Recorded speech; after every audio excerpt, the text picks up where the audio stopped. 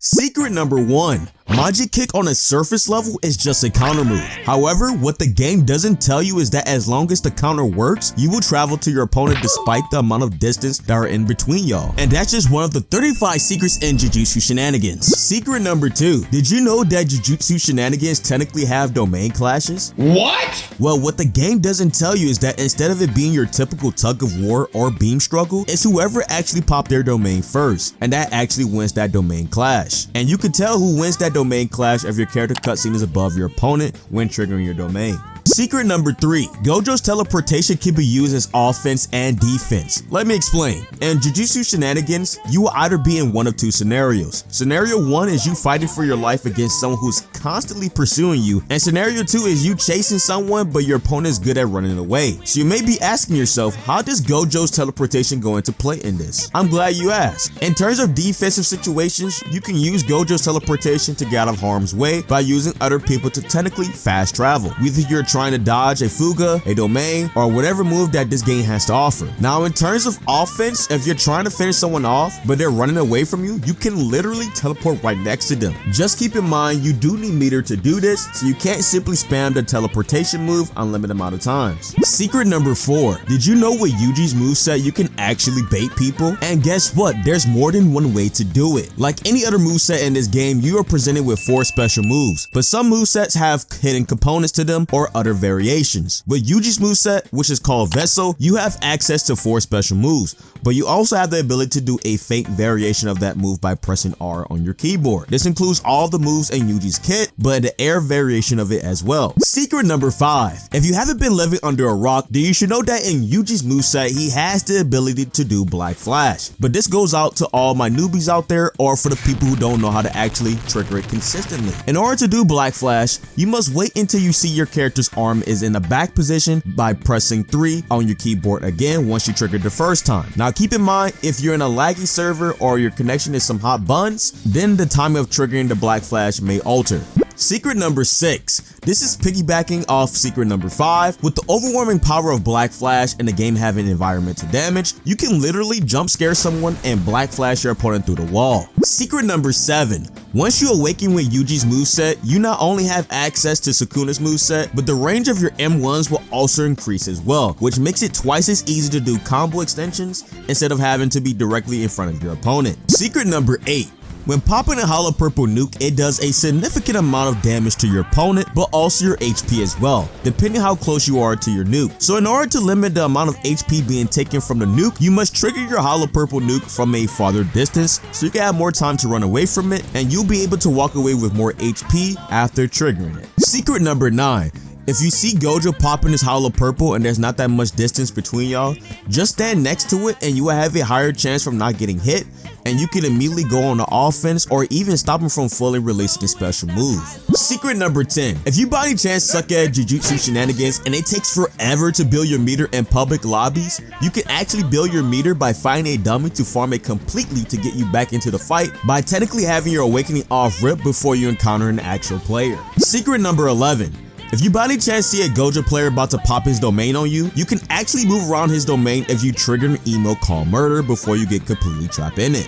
Secret number 12. You can store objects such as trash cans while using Megumi's shadow technique. Secret number 13. This may seem pretty obvious to a lot of you out there, but did you know that domain expansions can work as long as you trap someone in time? In other words, you could domain someone while they're a floor above you, falling from the sky, or you can even spawn camp someone if you're lucky enough. Secret number 14. If you ever get tired of public lobbies, there is a PvP game mode that includes Binding Vows, which gives you advantages or disadvantages during your fight. Some of the Binding Vows include seeing your opponent's cooldowns, an increase in health, an exchange of power for less moves, and more. Secret number 15. Hikaru's counter is great for parrying for pretty much anything. That includes moves such as Flame Arrow, Gojo's Blue, Megumi's Toad, and more. However, some moves can be countered due to some moves either having a second initial hit or the special move is just too powerful to counter in the first place. Secret number 16. Did you know that M1s can actually stop a domain from being triggered? Granted, it, you can still break a domain if you eliminate the user, but there are some domains that are more difficult than others, which leads on to my next secret. Secret number 17. While I'm recording this video as of right now, there are only 3 domains available, but Hikari's domain gives you the highest chance of survival. In terms of ranking from easiest to hardest, you got Hikari's taking the easiest domain to deal with, Sukuna taking number 2, and Gojo taking number 3 as the hardest domain to deal with, because in Gojo's domain, you are literally